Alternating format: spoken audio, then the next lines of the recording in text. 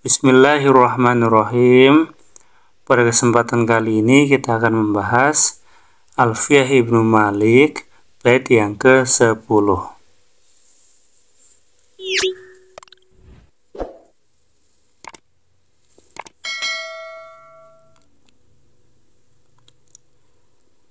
Nazamnya berbunyi bil jarri wat tanwini wan nida wa al wa musnadin li ismi tamyizun hasol. Dengan jar, tanwin, nida, al, dan isnad, itulah isim bisa dibedakan dari kalimat lainnya. Jadi dari nazam ini kita bisa mengetahui bahwa tanda isim yang pertama adalah bil jarri dengan beri'rab jar. Jadi setiap kata atau lafaz yang i'rabnya itu jar, maka itu adalah isim.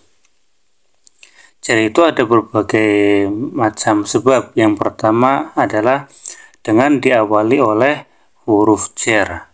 Contohnya sallallahu ala Muhammadin. Lafaz Muhammad ini diawali oleh huruf jar ala, maka lafaz Muhammad ini majrur dan itu adalah isim. Yang kedua, tawakkaltu 'ala Allah. Lafaz Allah juga diawali oleh huruf jar ala, maka lafaz Allah ini termasuk ke dalam kalimat isim.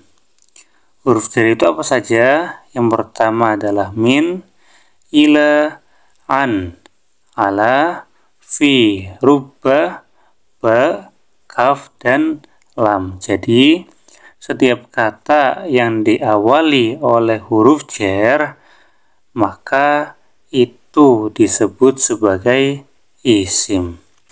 Sebab yang kedua adalah idhofah atau menjadi mudhof ilaih. Idhofah itu kan menggabungkan dua kata atau lebih menjadi satu. Contohnya adalah mudirul ma'hadi, direktur pondok. Mudir ini sebagai mudhof, al-ma'hadi sebagai mudhof ilaih. Al-ma'hadi ini termasuk ke dalam contoh isim. Yang ketiga adalah tawabi, mengikuti. Ada 4. Yang pertama na'at, atof, taukid, dan badal. Contoh di sini adalah na'at atau sifat. Maaf ya, itu salah penulisan, kurang teliti. Bismillahirrahmanirrahim. Lafaz ar-Rahman itu menjadi sifat dari lafaznya Allah. Lafaz ar-Rahman ini termasuk ke dalam contoh isim. Nah, wat tanwini, dan tanda yang kedua adalah tanwin. Jadi setiap kalimat, setiap kata yang ada tanwinnya, maka itu termasuk ke dalam contoh isim. Tanwin itu ada 4. Yang pertama tanwin muqabalah, yang kedua tanwin tamkin, yang ketiga tanwin tankir, yang keempat adalah tanwin iwad. Kemudian tanda yang ketiga adalah nida atau menjadi munada. Nida itu huruf yang digunakan untuk memanggil, dan yang dipanggil itu namanya munada. Jadi ketika ada kalimat kom menjadi munada, maka itu disebut sebagai isim.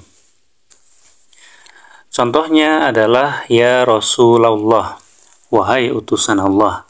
Ya ini sebagai huruf nida, Rasulullah ini munada. Nah, lafaz Rasulullah ini adalah contoh isim karena menjadi munada. Yang keempat itu diawali oleh alif lam wa al. Itu contohnya alhamdu, al-qamaru, dan lain sebagainya. Yang kelima, ini salah penulisan ya, musnad ilaih atau disandari hukum. Ada mubtada, ada fa'il. Jadi setiap kata yang berkedudukan sebagai mubtada atau fa'il, maka itu adalah kalimat isim.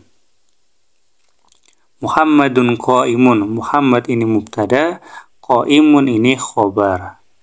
Ja'a Zaidun, Zaid telah datang. Ja'a ini fi'il, Zaidun ini fa'il. Maka setiap kata yang berkedudukan sebagai fa'il itu sudah pasti isim. Begitu. Ada catatan, tanwin itu tidak bisa bertemu dengan alif lam dalam satu kata. Contohnya, al-qomaru, sudah ada alif lamnya, maka tidak boleh ada tanwinnya. Al-qomarun misalkan, itu salah ya. Kalau misal qomarun sudah ada tanwinnya, maka alif lamnya itu harus dihilangkan. Jadi tidak bisa bertemu dalam satu kata. Wallahu a'lam.